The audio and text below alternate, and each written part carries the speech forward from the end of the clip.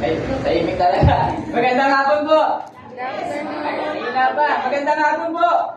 Ayan, no? So, alam ko sa inyo, iba sa inyo, first time lang po ako makita. No? Ganun din po ako. Bago ko kayo magkalala, parehas lang po tayo. Actually, kinakabahan din ako kasi ni Ate Shasha eh. Parang hirap talaga pagkain ng energy ng MC natin eh. Di ba? Parang, pag ikaw tumayo dito, kailangan mo pantaya yung energy niya. No, ako medyo mamalat ako, no? So, pagkasensyahan nyo na po. No? So, actually, pagtayo ko dito, kinakabahan na ako eh. Bakit? Kasi, umpisa pa lang, sinabi na ng MC natin, sinabi na ni Ate Shasha, yung mensahe. No, kaya ang kailangan na lang gawin ngayon is closing prayer. Kaya kung dito tayo nakapalalaga, joke lang na. So, nandun na yung message, no? Pinapakita yung dakilang pag-ibig ng Panginoon. No, yung nag-aalab, yung nag-iinit na pag-ibig ng Panginoon para sa atin. Tignan nyo nga po yung mga katabi niya. Sabihin mo kapatid, mahal ka ng Panginoon. Okay, no? At ako po ay nagpapasalamat sa Panginoon dahil sa kanyang dakilang pag-ibig ay nakatayo po ako sa inyong harapan. No, nagpapasalamat ako sa Panginoon sa pag-iingat niya. Ako po ay galing pang Manila, papunta dito sa Fairview. Hindi po talaga madali yung biyahe, lalo dito sa Commonwealth. Pagpasok mo pa lang ng Commonwealth, puro lubok na. Diba? So, napakadelikado ang daan ng Commonwealth. Pero, dahil sa pag-ibig ng Diyos, dahil sa pag-iingat ng Panginoon, nandito po ako sa inyong harapan. Pero bago natin ang ating Panginoon. So, hayaan niyo po ako simula ng aking mensahe. So, magkita ng isang istorya. No? Meron po ako dito isang malinis na papel. No? Bago po muna yung mic, ha? Hayaan niyo po akong simulan yung mensahe ko sa isang istorya. No? Meron daw isang bata na gusto niya magkaroon ng laruan. Okay? Pero dahil wala siyang laruan, kumuha siya ng papel. No? Pagkuha niya ng papel, iniisip niya kung ano yung pwedeng gawin sa papel. So habang nag-iisip siya, nagtitiklop siya, hindi po ako magician ha. Baka mamaya magpuya kayo eh. Magabang kayo ng babate, no? So habang nag-iisip siya kung anong gagawin niya, iniisip niya kung ano yung gusto niya. Okay? So dahil iniisip niya, sinusuri niya yung sarili niya, sabi niya gusto ko ng aeroplano. No? So yung papel niya, pinupi-tupi niya, okay, para magbuo ng aeroplano. Okay? Sino may hilig sa aeroplano dito? Mga kabataan, yan no? Milig kayo sa aeroplano. So, pinupi niya. Tupi siya. Okay? Mukha na ba aeroplano? Hindi pa, wala pang pakpak eh. Okay? So, ating tupi pa. Ayan. Okay? Sige po. Yung bata, sa madaling salita, nakabuo siya ng aeroplano. Ayan, mukha ng aeroplano? Mukha lang. Kumaki naman kayo. Mukha ng aeroplano, tama? Yung bata nito, gumawa ng aeroplano. Anong ginagawa sa aeroplano?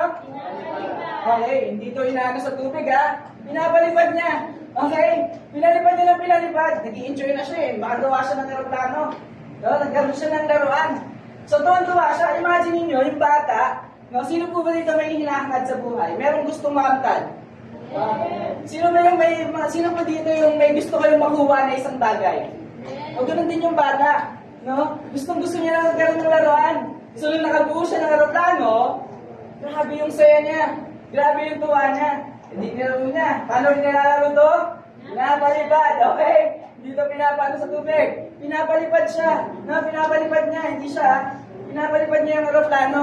Okay? Tapos dumating yung time, kapag hagis niya ng aeroplano, lumakas yung hangin. Okay? Nung paglalipad niya, paglalipad niya ng aeroplano, lumakas yung hangin, nataboy. Okay? Nawala yung aeroplano niya. Kasi papel lang eh. Pagkalipad niya, nawala sa paningin niya. Ano sa tingin niya naramdaman ng bata? Ay, grabe, nalungkot. Nalungkot din kayo no? So, nalungkot yung bata. Okay, nalungkot siya.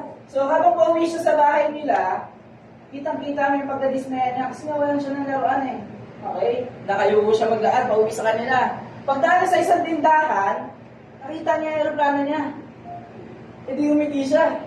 Sabi niya, aeroplano ko po ito Sabi ng tindera sa tindahan, ako napulot ko na eh. Para makuha mo yan, kailangan tubusin mo.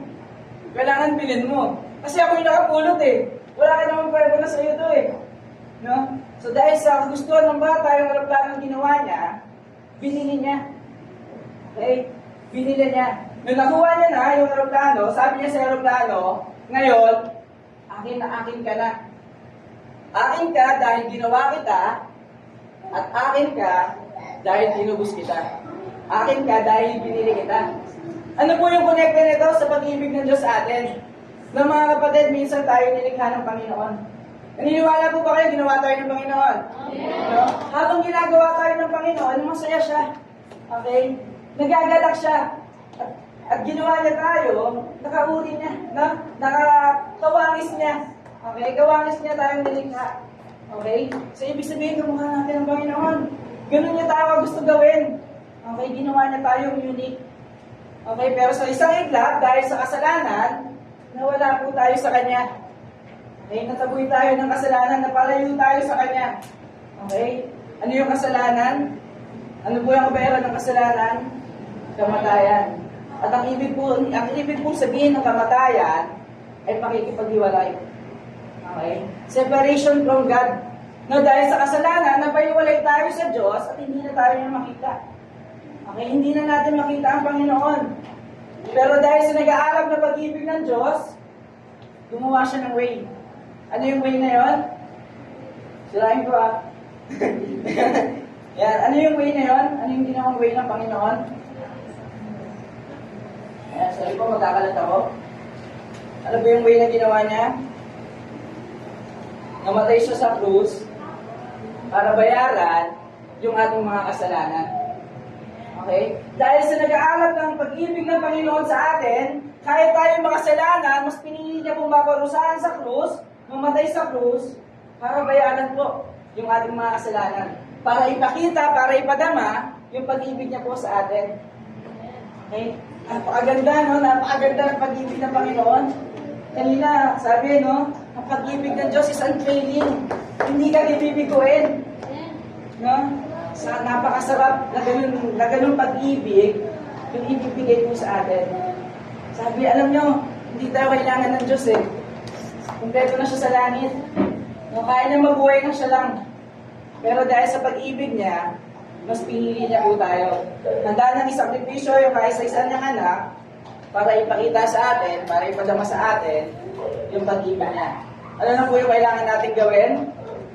Is tanggapin. No? Tanggapin natin yung nag-aalab o nag-iliyab na pag-ibig ng Diyos para sa atin. At sabi ng mensahe natin, keep the fire burning. So, pagin tayo lahat, manalangin tayo. Let's pray. Aming dakilang Diyos, maraming